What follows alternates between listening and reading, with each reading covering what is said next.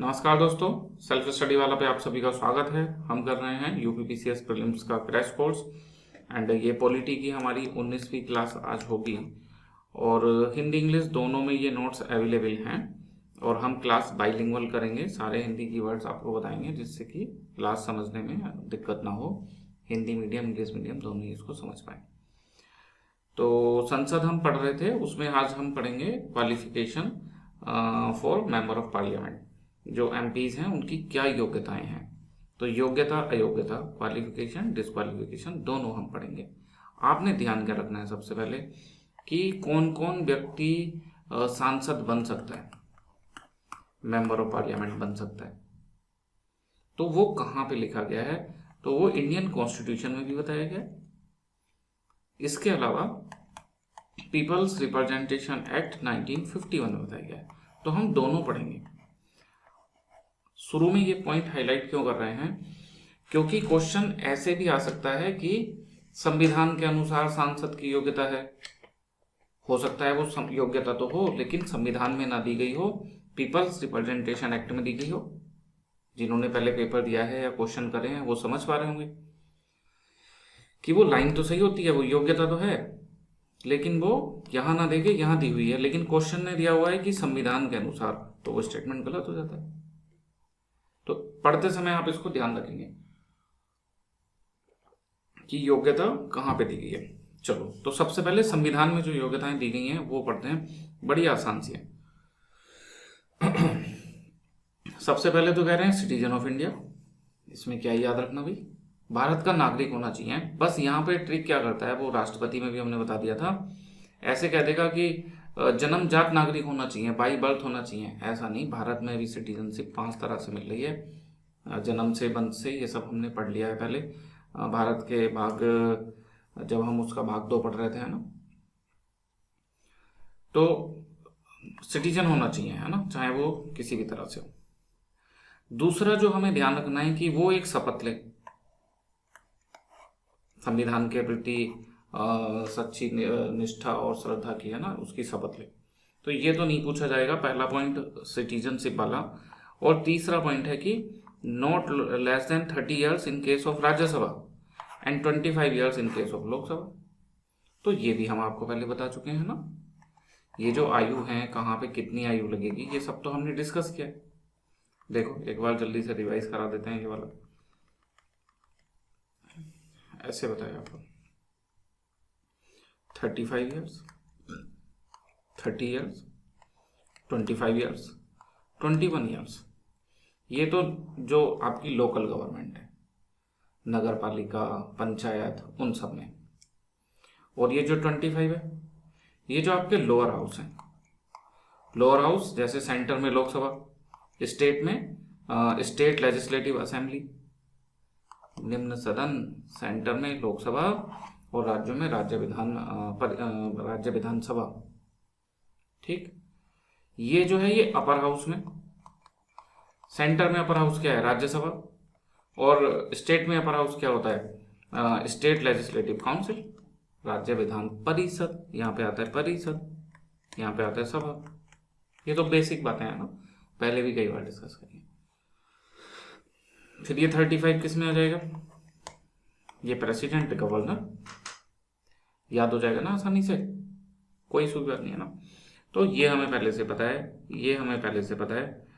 और लिखा है he must possess other qualification prescribed by parliament. तो यही तो है जो बाद में पार्लियामेंट ने पीपल्स रिप्रेजेंटेशन एक्ट में बताई हैं। तो मोटे तौर पे तो इन्होंने जो है, हम देखें तो केवल 2 ही योग्यताएं बताई हैं, सिटीजन होना चाहिए और आयु कितनी होनी चाहिए। बाकी की संविधान जो संसद कानून बनाएगी तो उसको पूरा करना चाहिए। अब संसद ने कानून बनाया, रिप्रेजेंटेशन ऑफ पीपल एक्ट, तो इसने क्या योग्यताएं निर्धारित करी, बड़ी सिंपल सी योग्यताएं ये भी। पहले क्या करें कि अगर आपको सांसदी का चुनाव लड़ना है, सांसद बनना है, तो आपको must be registered as an elector for parliamentary constituency. जो संसदीय निर्वाचन क्षेत्र होता है उसमें आपको रजिस्टर्ड होना चाहिए वोटर के तौर पे। तो ये भी कॉमन सेंस ही है ना। बट अब इसमें दिक्कत क्या है हम आपको बताएं, ये सबका लगा देंगे कि भाई वोटर के तौर पे रजिस्टर होना चाहिए, उम्र कितनी होनी चाहिए, नागरिक होना चाहिए। लेकिन पेपर में ये आ गया according to Indian constitution to become a member of parliament a person must be registered as an elector for parliamentary constituency. तो गलत हो जाएगा क्योंकि अकॉर्डिंग टू कॉन्स्टिट्यूशन नहीं है, बस इसमें यही बात जोड़ देने की है कि संविधान ने क्या बताया है और पीआरए ने, बाकी याद रखने की चीज ही नहीं है, बहुत मामूली बातें हैं। तो जिस क्षेत्र में वो चुनाव लड़ना चाहता है, मान लो वाराणसी में, तो क्या उसको पंजीकृत मतदाता वहां होना चाहिए या कहीं भी पूरे भारत में? अगर आप थोड़ा सा भी अवेयर हैं, न्यूज़पेपर पढ़ते होंगे, तो नरेंद्र मोदी पंजीकृत मतदाता हैं गुजरात में और चुनाव लड़ रहे हैं वाराणसी से, तो आप समझ जाएंगे कि कहीं भी होना चाहिए, वरना वो क्या कैसे ही वाराणसी में चुनाव लड़ पाते। समझ रहे हैं ना? तो इसमें याद करने का कुछ नहीं है। हाँ, लेकिन ये क्वेश्चन आ सकता है, तो आप इसको ध्यान रखेंगे, वरना जल्दी जल्दी में हम ऐसे लगा देते हैं कि हाँ उसी में होना चाहिए, तो आप इसको ध्यान रखना। अगला पॉइंट ये भी याद करने की जरूरत नहीं है, ये भी याद हो जाएगा। देखो क्या लिखे हैं, जैसे हमने पहले पढ़ा था कल अपनी पिछली क्लास में कि SC/ST की सीट रिजर्व है, लोकसभा में भी है और जो स्टेट लेजिस्लेटिव असेंबली है उसमें भी है, राज्यसभा और काउंसिल में नहीं है ना, यहाँ पे रिजर्व है। तो अगर आप इस रिजर्व सीट पे चुनाव लड़ना चाहते हो तो कहीं SC और ST के तौर पे दर्ज होने चाहिए ना।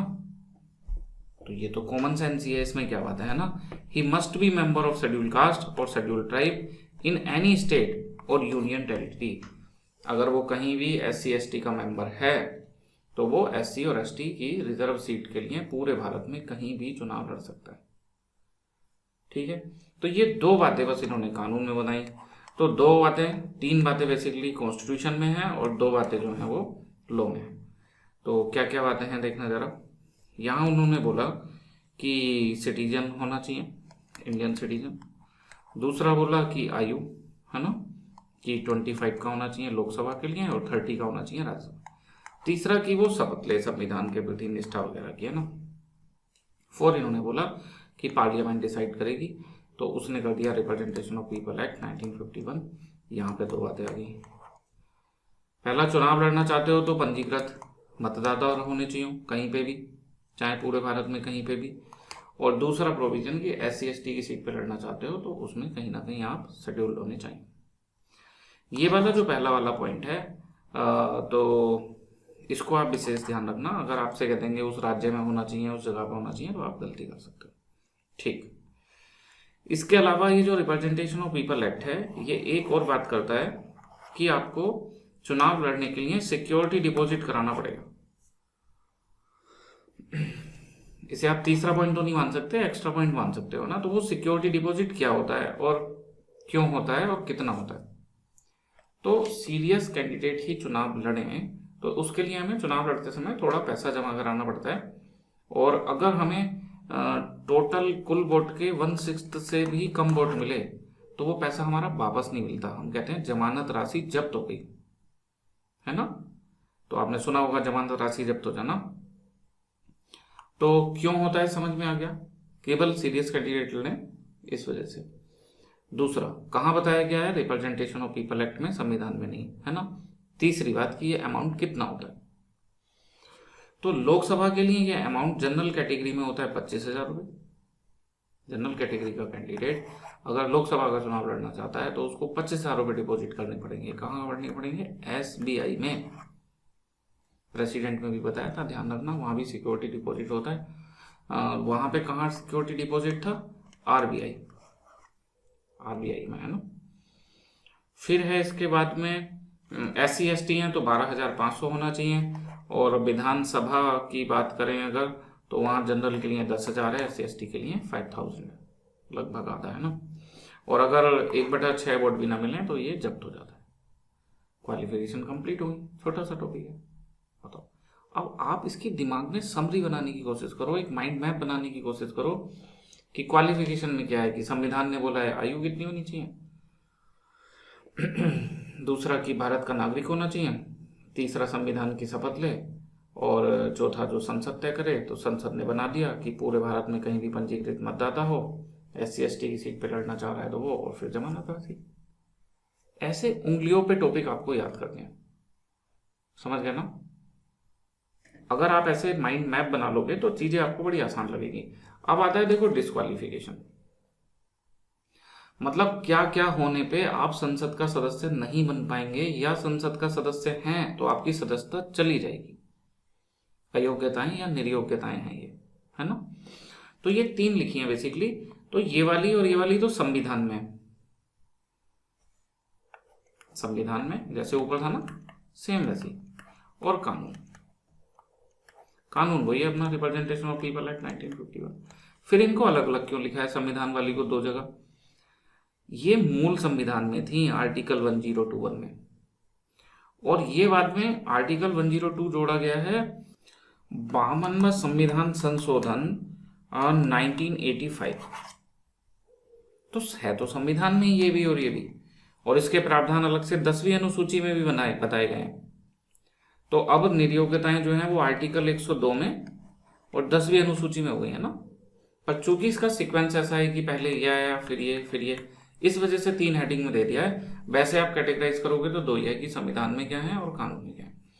तो सबसे पहले मूल संविधान में क्या थी उनको देखते हैं, ओरिजिनल कॉन्स्टिट्यूशन में, है ना। सबसे पहले कि ऑफिस ऑफ प्रॉफिट पे ना हो, वो व्यक्ति ऑफिस ऑफ प्रॉफिट पे ना हो। अब ऑफिस ऑफ प्रॉफिट क्या है तो उसको अभी समझेंगे। यहाँ पे देखो टेक्निकली क्या उसमें चीजें, लाभ के पद पर ना हो, सिंपल है ना। अनसाउंड माइंड का ना हो, है ना, मानसिक रूप से विक्षिप्त ना हो, कुछ इस तरह से आप समझ सकते हो।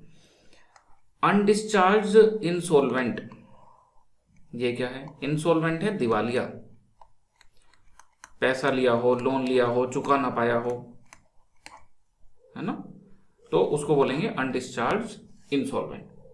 तो अनडिस्चार्ज इंसॉल्वेंट ना हो, अनसाउंड माइंड का ना हो, ऑफिस ऑफ प्रॉफिट पे ना हो, ठीक। किसी दूसरे स्टेट की, जो यहाँ पे स्टेट का meaning foreign state means foreign nation, तो उसकी जो सिटीजनशिप है वो स्वेच्छा से स्वीकार ना की हो, तो ये तो वैसे ही समझ आ जाएगा, फिर भारत का नागरिक कहाँ बचेगा, है ना। और 5th कि पार्लियामेंट जो भी कानून बनाए, तो पार्लियामेंट ने कानून बना दिया तो पढ़ेंगे। तो डिस्क्वालिफिकेशन संविधान में ओरिजिनली अनुच्छेद 102 में। अच्छा ध्यान रखना, योग्यता का हमने अनुच्छेद नहीं बताया, वो नहीं आता पेपर में, लेकिन अयोग्यता वाला अनुच्छेद भी आता है, डिस्क्वालिफिकेशन वाला, तो याद रखना 102 है ना। उन्हीं आर्टिकल पे फोकस करेंगे जो ज्यादातर पेपर में आते हैं। तो 4 बातें याद रखनी है, बहुत सिंपल। ऑफिस ऑफ प्रॉफिट पे ना हो, अनसाउंड माइंड का ना हो, अनडिस्चार्ज इंसॉल्वेंट ना हो, एंड किसी दूसरे देश की नागरिकता ग्रहण ना की हो। 4 बातें होगी, सिंपल। अब इसको समझ लेते हैं पहले ऑफिस ऑफ प्रॉफिट को, फिर देखेंगे पीपल्स रिप्रेजेंटेशन एक्ट में क्या दिया हुआ है ना। तो ऑफिस ऑफ प्रॉफिट यहाँ दोनों ही जगह है, यहाँ पे है संसद में निर्योग्यता, यहाँ पे राज्य की जो विधानसभा है और विधान परिषद वहां निर्योग्यता। तो टेक्निकली ऑफिस ऑफ प्रॉफिट ये होता है कि आप किसी ऐसे पद पे ना हो कि आप सांसद या मंत्री रहते हुए फायदा पहुंचा पाओ। जैसे मान लो किसी की प्राइवेट स्कूल की चैन है और उसको शिक्षा मंत्री बना दें। अब शिक्षा मंत्री का काम है सरकारी शिक्षा को बढ़ावा देना, और उसके निजी स्कूल हैं, तो उसके हितों का तो टकराव है, वो अपने निजी स्कूलों को बढ़ावा दे या अपने सरकारी स्कूलों को। तो ये एक फिलोसफिकल एस्पेक्ट है कि ऐसे होता है। लेकिन टेक्निकली वो कैसे हो रहा है कि सरकार एक लिस्ट बनाती है, उसमें वो जिस जिसको ऑफिस ऑफ प्रॉफिट में डाल देती है वो ऑफिस ऑफ प्रॉफिट माना जाता है। अंडरस्टैंड? ठीक, तो ये ऑफिस ऑफ प्रॉफिट हमने समझ लिया। अच्छा, इसमें डिसाइडिंग अथॉरिटी क्या है? इन 4 के आधार पे आप डिस्क्वालीफाई हो गए, तो कौन डिसाइड करेगा आप डिस्क्वालीफाई हो या नहीं हो? तो ध्यान रखना राष्ट्रपति करेंगे। राष्ट्रपति है ना, क्या अपनी मर्जी से करेंगे या राष्ट्रपति काउंसिल ऑफ मिनिस्टर की सलाह पे? तो ध्यान रखना राष्ट्रपति अपनी मर्जी से तो नहीं करेंगे, लेकिन यहाँ पे काउंसिल ऑफ मिनिस्टर की सलाह नहीं, इलेक्शन कमीशन ऑफ इंडिया की सलाह। इलेक्शन कमीशन ऑफ इंडिया की सलाह से राष्ट्रपति इनकी योग्यता और निर्योग्यता का, सॉरी योग्यता का तो इलेक्शन लड़ेंगे उस हिसाब से, निर्योग्यताओं का निर्धारण करते हैं। डिस्क्वालिफिकेशन कौन डिसाइड कर रहे हैं? प्रेसिडेंट। किसकी एडवाइस पे? इलेक्शन कमीशन ऑफ इंडिया की एडवाइस पे। ठीक है इतना। और लिखा है the opinion of the election commission of India is binding in both case both case यानी कि जब प्रेसिडेंट को सलाह देंगे आर्टिकल 102 में, और जब गवर्नर को सलाह देंगे आर्टिकल 191 में। ठीक है ना। तो जैसे काउंसिल ऑफ मिनिस्टर की एडवाइस प्रेसिडेंट पे बाइंडिंग होती है, सेम वैसे इस केस में इलेक्शन कमीशन ऑफ इंडिया की एडवाइस प्रेसिडेंट पे बाइंडिंग है। ऐसे तुलना कर लेंगे तो याद रहेगा। मान लो पेपर में आ जाए एडवाइस बाइंडिंग होती है नहीं होती, तो उस समय दिमाग लगाएंगे। इससे अच्छा तो शुरू में ही लिंक करके जाओ। पढ़ते समय जितनी ज्यादा इंटरलिंकिंग कर लोगे, पेपर में उतना कम दिमाग लगाना पड़ेगा। चलो भाई, संविधान में ओरिजिनली जो डिस्क्वालिफिकेशन थी 1021 में, वो देख ली। अभी और भी है डिस्क्वालिफिकेशन संविधान में 102 में, जो 10वीं अनुसूची और 52वां संविधान संशोधन से जुड़ी है। उससे पहले ये देखते हैं पीपल्स रिप्रेजेंटेशन एक्ट, इन्होंने क्या क्या बोले। लिखा certain election offence, certain election offence में गिल्टी ना पाया गया हो, केस ना चल रहा हो, है ना, कन्विक्टेड हो गया हो, कन्विक्शन होना जरूरी है, मतलब सजा सुना दी गई हो, है ना। सजा भी कई बार टेक्निकली थोड़ा सा अलग है, कन्विक्शन में और सजा में कुछ टाइम गैप हो सकता है कि दोषी आज मान लिया, सजा 10 दिन बाद दे दिया ना, ऐसे भी हो सकता है। ठीक है, इसमें कोई लिमिट नहीं है 1 साल की 2 साल की। ज्यादातर लोगों को ऐसे याद रहता है 2 साल से ज्यादा की सजा मिलने पे, वो पर्टिकुलर जो जनरल ऑफेंस है उनकी बात है। अगर ये certain election offence, corruption practice इनमें है, तो फिर वो 2 साल वाली लिमिट नहीं है। शत्रुता बढ़ाने के लिए कन्विक्टेड हो गया हो, इसमें भी वो 2 साल वाली लिमिट नहीं है ना।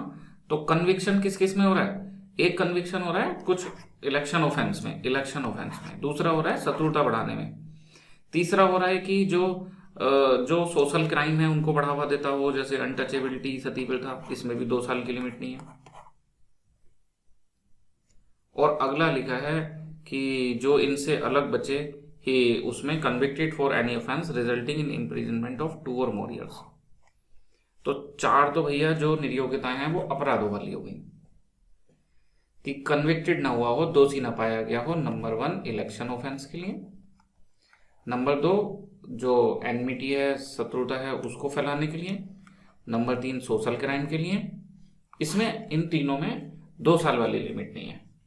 और नंबर 4 इनसे अलग कोई भी, इन तीनों से अलग कोई भी में 2 साल से ज्यादा के लिए कन्विक्टेड होगा तभी डिस्क्वालीफाई होगा। ठीक है, कन्विक्टेड हो गया 2 साल से ज्यादा के लिए, तो फिर डिस्क्वालीफाई कैसे हो जाएगा? ऑटोमेटिक, कि उधर 2 साल से ज्यादा की सजा हुई, इधर डिस्क्वालीफाई हो गया ऑटोमेटिक। ऐसा नहीं है ना, ऑटोमेटिक डिस्क्वालीफाई नहीं होता। डिस्क्वालिफिकेशन कौन करेंगे? अभी पढ़ा था थोड़ी देर पहले, प्रेसिडेंट। किसकी एडवाइस चल रही है? इलेक्शन कमीशन ऑफ इंडिया की। तो 4 बातें तो यहां पे ये वाली आ गई। इसके बाद फिर सरकारी जो सेवा है उससे डिसमिस ना हुआ हो करप्शन डिसलॉयल्टी के लिए। ठीक, गवर्नमेंट कॉन्ट्रैक्ट वर्क इसमें शामिल ना हो, और जो इलेक्शन का खर्चा होता है, इलेक्शन एक्सपेंस, उसको पूरा ब्यौरा बना के देना होता है। जैसे अभी लिमिट बताई थी ना पहले कि इलेक्शन में कितना पैसा खर्च कर सकते हैं, तो वो पूरा ब्यौरा बना के इलेक्शन कमीशन ऑफ इंडिया को देना होता है। तो वो देने में फेल ना हुआ हो सर्टेन लिमिट में। और जो सरकारी कंपनियां हैं उसमें 25% से ज्यादा का शेयर ना हो। ठीक है, देखो तो जरा एक बार ध्यान से, क्वालिफिकेशन डिस्क्वालिफिकेशन बताते हैं आपको। समरी बनाना बहुत जरूरी है, देखो, है ना। समरी बना लोगे तो बड़ी आसानी से याद हो जाएगा। फिर देखो, क्वालिफिकेशन की बात थी संविधान में, नागरिक सिटीजनशिप वाली बात आई है ना, दूसरा एज वाली बात आई, तीसरी बात आई कि संविधान की शपथ। फिर बोले जो संसद बनाएगी, तो संसद ने बना दिया रिप्रेजेंटेशन पीपल एक्ट। उसने क्या बोल दिया कि भाई पंजीकृत मतदाता होना चाहिए, बता चुके तो लिख रहे हैं ऐसे, है ना। और SC ST सीट पर लड़ना चाह रहे हो तो भाई कहीं पे अनुसूची में नाम हो आपका। और इससे अलग है कि भाई सिक्योरिटी डिपॉजिट करना पड़ेगा SBI में, कितना अमाउंट है वो भी हमने देख लिया। फिर बात आई डिस्क्वालिफिकेशन की, संविधान ने क्या बोला? 4 बातें। ऑफिस ऑफ प्रॉफिट पे ना हो, लाभ के पद पे। नंबर 2 अनसाउंड माइंड का ना हो, पागल ना हो, नंबर तीसरा, अनडिस्चार्ज इंसॉल्वेंट ना हो, दिवालिया ना हो, है ना। और एक और था, देखो जल्दी से फटाफट से क्या था जरा, 1 मिनट। रिवीजन बहुत जरूरी है, हाथ के आता है ना, समरी उसी से बनती है। आप भी रिकॉल करने की कोशिश कर लो।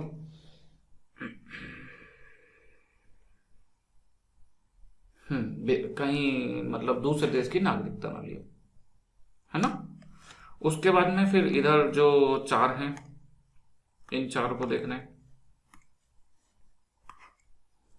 4+4 ऐसे करके, है ना। ये 4 तो है कन्विक्शन वाली, कि वही इलेक्शन क्राइम में ना गया हो, इलेक्शन ऑफेंस में, है ना। दूसरा कि एनमिटी ना बढ़ा रहा हो, लोगों के बीच में सामाजिक शत्रुता, सती प्रथा बढ़ावा, इसको ना बढ़ावा दे रहा हो, सोशल क्राइम को ना बढ़ावा दे रहा हो, ये 3 थे, है ना। फिर कि इनके अलावा कोई है तो 2 साल से ज्यादा के लिए कन्विक्टेड हुआ हो, 4 हो गए। इनके अलावा सरकारी सेवा से बर्खास्त ना हुआ हो, डिसमिस ना हुआ हो, करप्शन वरप्शन इन सब वजह से, है ना। वैसे सरकारी सेवा से इस्तीफा देकर चुनाव लड़ सकता है, लेकिन बर्खास्त हुआ है तो नहीं लड़ सकता। और सरकारी कॉन्ट्रैक्ट में न लगा हो, सरकारी जो कंपनियां हैं उसमें 25% से ज़्यादा का शेयर ना हो। 3 बातें ये हो गई, एक बात हो रहा है बस, है ना। उसको भी देख लो फटाफट, दिमाग में समरी बना लेना, फिर अपने आपका काम चल जाएगा।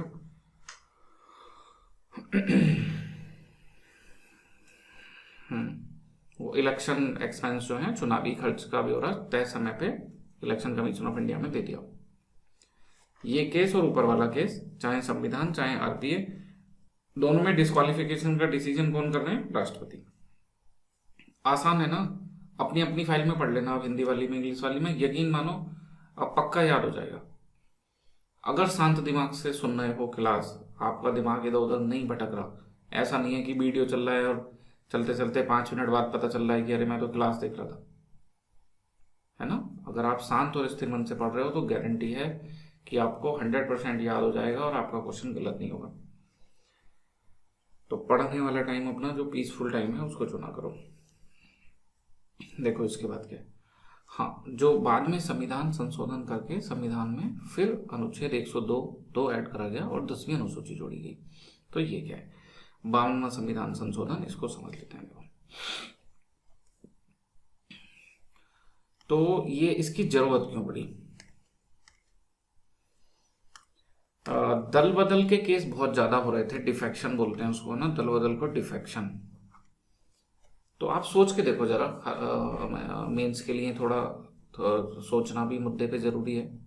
ये तो प्री की क्लास है, पर मेंस की क्लास के लिए थोड़ा फाउंडेशन तो बनी जाए।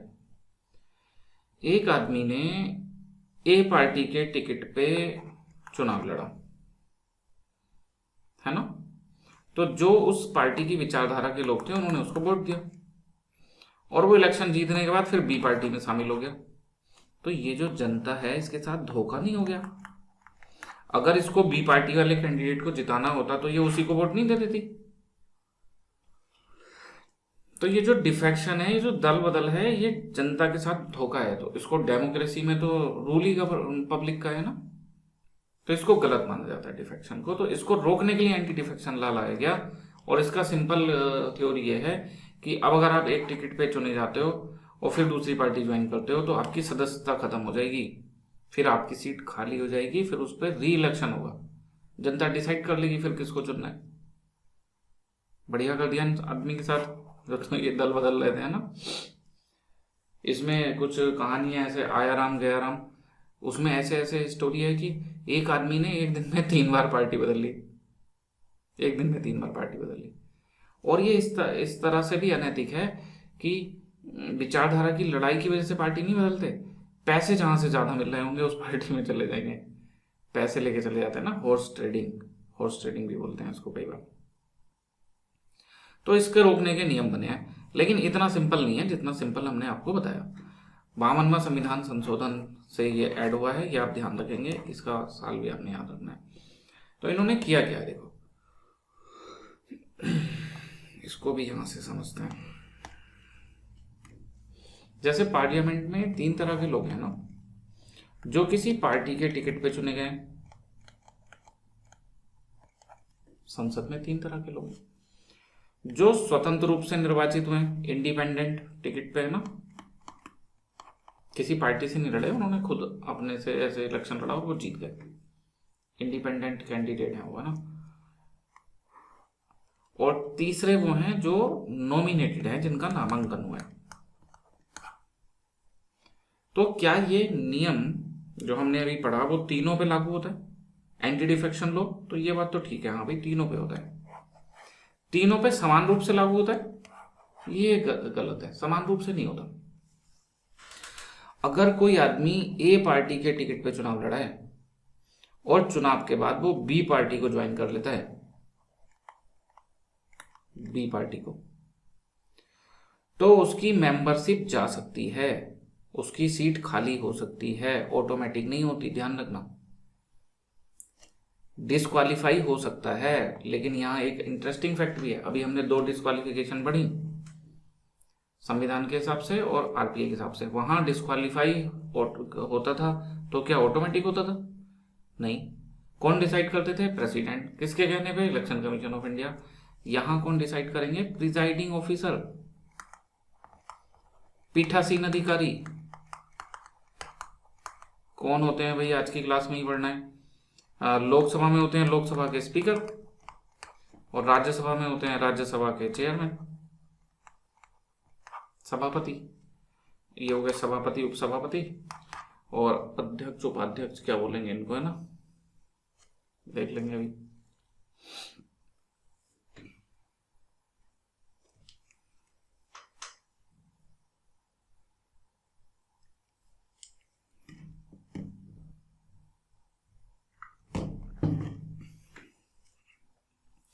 तो एक अंतर तो हमने ये जान लिया। इसके अब बात भी है, 3 अभी पढ़ेंगे बारी बारी से। 3 नहीं, अब तो 2 हैं, एक को हटा दिया गया।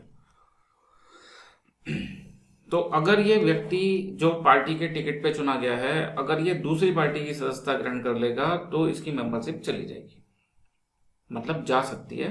अब प्रोसीजर क्या है कि सदन के भीतर ही कोई उसकी शिकायत करेगा और फिर पीठासीन अधिकारी निर्णय लेंगे, ठीक है। जो स्वतंत्र कैंडिडेट है, इसका क्या है? ये तो किसी पार्टी का नहीं है, तो ये अगर किसी पार्टी को ज्वाइन करता है तो इसकी सदस्यता चली जाएगी।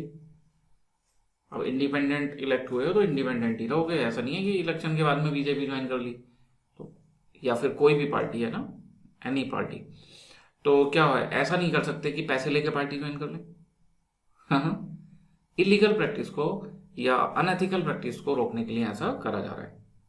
दोनों प्रोविजन सिंपल है कि जो पार्टी के टिकट पे है वो पार्टी छोड़ नहीं सकता, और जो इंडिपेंडेंट इलेक्ट हुआ है वो पार्टी ज्वाइन नहीं कर सकता। So simple. नामांकन वालों के लिए थोड़ी विशेष व्यवस्था है। ये 6 माह के बाद पार्टी ज्वाइन नहीं कर सकते, अगर करेंगे तो इनका सदस्यता जा सकती है। प्रोसीजर वही सेम है, 6 महीने से पहले ये ज्वाइन कर सकते हैं। अब पता नहीं इनको 6 महीने की छूट क्यों दी गई है ना, मतलब बिकना है तो 6 महीने के अंदर अंदर बिक जाओ। 6 महीने के बाद नहीं बिकने देंगे। बिकते नहीं होंगे, हाँ कुछ होते होंगे इनके अपने पर्सनल मैटर, विचारधारा की लड़ाई है जो भी है ना इनके, ये तो सब अंदर की बातें हैं। हमें पॉइंट याद हो गए। पार्टी के टिकट पे हो तो पार्टी नहीं छोड़ सकते, पार्टी की सदस्यता नहीं छोड़ सकते, वरना आपकी मेंबरशिप चली जाएगी। इंडिपेंडेंट कैंडिडेट हो तो पार्टी ज्वाइन नहीं कर सकते, और अगर नॉमिनेटेड हो तो भैया 6 महीने के बाद ज्वाइन नहीं कर सकते, ठीक है। ये तो आपने पढ़ लिया। 3 जो अयोग्यताएं, 3 क्या हैं? एक ही है, बस 3 तरह से बताई गई हैं जो दल बदल कानून में बताई गई है ना, इसी को दल बदल कानून बोल देते हैं, एंटी डिफेक्शन को, है ना। इसके अपवाद हैं। शुरू में 3 अपवाद थे, बस इसके हैं अपवाद, इसके नहीं है। अभी तीसरा वाला खत्म कर दिया। 91वां संविधान संशोधन में भी 2003, नोट्स में पढ़ लेना, वहां लिखा है, इससे खत्म कर दिया तीसरा प्रावधान। तो हम देख ले रहे हैं, ओरिजिनल में तो 3 ही थे। पहला प्रावधान है कि एक व्यक्ति ऐसा है, अगर वो पार्टी की मेंबरशिप छोड़ दे फिर भी वो अयोग्य नहीं होगा। वीडियो पोस्ट करके सोच के बताओ कौन? तो वो एक व्यक्ति है स्पीकर। ऐसे माना जाता है कि स्पीकर ने पूरे हाउस को संचालन करना है, तो वो पार्टी लाइन पे काम नहीं कर सकता। तो स्पीकर बनने के बाद में ऐसा कोई नियम नहीं है ना, वो चाहें तो छोड़ सकते हैं, चाहें तो ना छोड़ें। तो लेकिन अगर वो पार्टी की सदस्यता छोड़ेंगे तो उन्हें इस आधार पे हटाया नहीं जा सकता कि आपने पार्टी की सदस्यता छोड़ दी, उन पे दल बदल कानून लागू नहीं हो रहा। ठीक है। दूसरा बात क्या है कि मान लो एक पार्टी में 30 लोग थे, 30 लोग की पार्टी थी, 30 लोग उसके जीते हुए हैं, निर्वाचित हुए हैं। तो इसमें से 2/3 यानी कि 20 लोग चले गए, 10 ही बचे बस, यहां पे 20 चले गए। तो इसको ये माना जाता है कि ये जो ए पार्टी है ये इस बी पार्टी में विलय हो गई, विलय यानी कि मर्ज हो गई। पता है ये जो बचे हुए 10 लोग हैं ना, इनके पास इनकी पार्टी का नाम और इनका चुनाव चिन्ह ये भी नहीं बचता, क्योंकि जो मेजोरिटी है, जो मेजर सेक्शन है, वो तो हट गया। तो इन्हें फिर नए नाम, नए चुनाव चिन्ह से चुनाव लड़ना पड़ेगा। तो ये जो 20 लोग पार्टी छोड़ के गए हैं, इन्होंने भी तो पार्टी छोड़ के दूसरी पार्टी ज्वाइन करी है, इनकी सदस्यता समाप्त नहीं होती। ये इसका एक्सेप्शन है, मर्जर। मर्जर के केस में अगर आपने पार्टी छोड़ी है तो आपकी सदस्यता नहीं जाएगी, विलय के केस में ना। अब एक प्रावधान और था जिसको बाद में खत्म कर दिया गया, वो था कि अगर 1/3 लोगों ने पार्टी छोड़ी है, यानी कि 10 लोगों ने, 20 बचे, 10 ने छोड़ दी, इसको बोलते थे कि स्प्लिट हो गया, टूट हो गई, स्प्लिट या टूट। तो पार्टी में टूट होने पर भी पहले सदस्यता नहीं जाती थी, लेकिन 91वां संविधान संशोधन ने ये टूट वाला प्रावधान हटा दिया। इसका मतलब अगर 1/3 जाएंगे तब भी उनकी सदस्यता भी जा सकती है। 2/3 या उससे ज्यादा होंगे तब नहीं जाएगी। तो इसके दो ही अपवाद हैं बस। डिसीजन कौन लेता है बता दिया, पीठासीन अधिकारी। क्या पीठासीन अधिकारी का डिसीजन फाइनल होता है? तो वही एंटी डिफेक्शन लॉ में तो यही लिखा था कि इनका डिसीजन फाइनल होगा, उसको कोर्ट में चुनौती नहीं दी जाएगी। लेकिन बाद में कोर्ट ने बोला कि ये तो हमारा जो जुडिशियल रिव्यू है उसका वायलेशन है, वो हम तो बेसिक स्ट्रक्चर है। तो फाइनल ये है कि एंटी डिफेक्शन लॉ में तो अभी भी यही लिखा है कि फाइनल होगा, लेकिन सुप्रीम कोर्ट की व्याख्या के हिसाब से उसको चुनौती दी जा सकती है ना। तो क्वेश्चन की लैंग्वेज पे फिर डिपेंड करता है कि अगर आएगा तो हम क्या चुनेंगे, उस हिसाब से, है ना। तो ये हमने दोनों तरह की क्वालिफिकेशन देख ली और तीनों तरह की डिस्क्वालिफिकेशन देख ली। डिसाइडिंग अथॉरिटी कौन है ये भी हमने देख लिया। ये रिवीजन के पॉइंट ऑफ व्यू से लिखा हुआ है, क्वालिफिकेशन डिस्क्वालिफिकेशन, ये आप देख लेना। इलेक्शन डिस्प्यूट कहाँ जाते हैं और ये सब, है ना।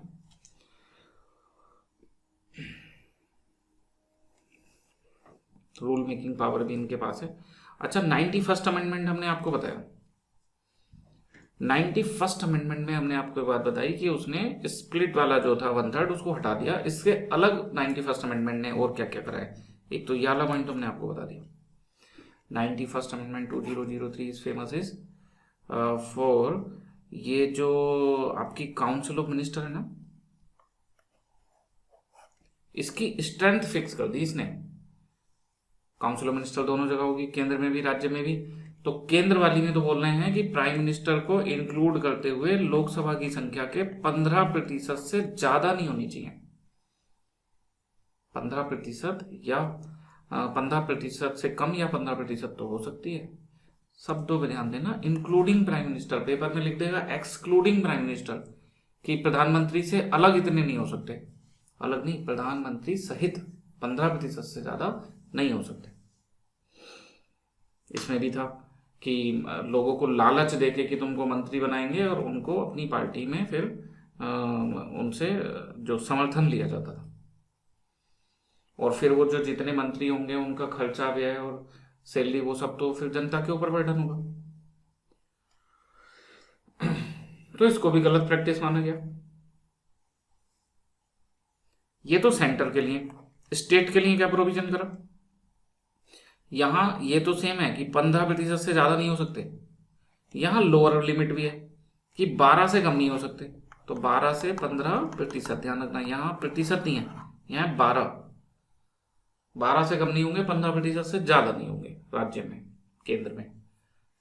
2 बातें पता चल गई और एक स्प्लिट वाली बात पता चल गई, 3 हो गई। चौथा पॉइंट इसने ये बोला है, ये थोड़ा बारीक सा है, इसको आप समझ लेना, कि अगर कोई दल बदल के आधार पे निर्योग्य घोषित हो गया, डिस्क्वालीफाई हो गया, ठीक है, तो वो संसद का सदस्य नहीं बना। लेकिन हमारे यहाँ एक प्रावधान है कि जो व्यक्ति संसद का सदस्य नहीं है वो भी अधिकतम 6 माह तक मंत्री रह सकता है।